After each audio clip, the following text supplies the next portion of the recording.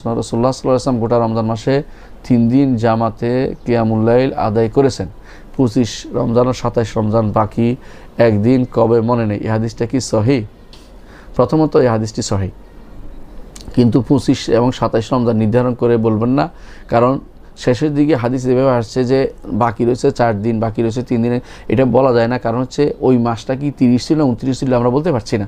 এই জন্য সেটাকে নির্ধারণ না করে আমরা বলবো যে 4 দিন বাকি থাকতে বা 3 দিন বাকি থাকতে রাসূলুল্লাহ সাল্লাল্লাহু আলাইহি ওয়াসাল্লাম এর আগে 3 দিন দাঁড়িয়েছেন কিন্তু একদিন দাঁড়াননি, এই বিষয়টা এভাবে বলবো যাতে করে অন্তত আমরা কিয়ামুল লাইল অর্থাৎ তারাবিদের সুন্নত এটা প্রমাণ করতে পারি এবং এটাতে জামাতের সাথে সুন্নতের প্রমাণ করতে পারি। রাসূল কেন তাহলে করেন নাই, কন্টিনিউ করছেন ফরজ হয়ে যাওয়ার আশঙ্কায় তিনি যে কন্টিনিউ করেন নাই, কারণ উম্মতের উপর তিনি সবচেয়ে দরদি ব্যক্তি ছিলেন।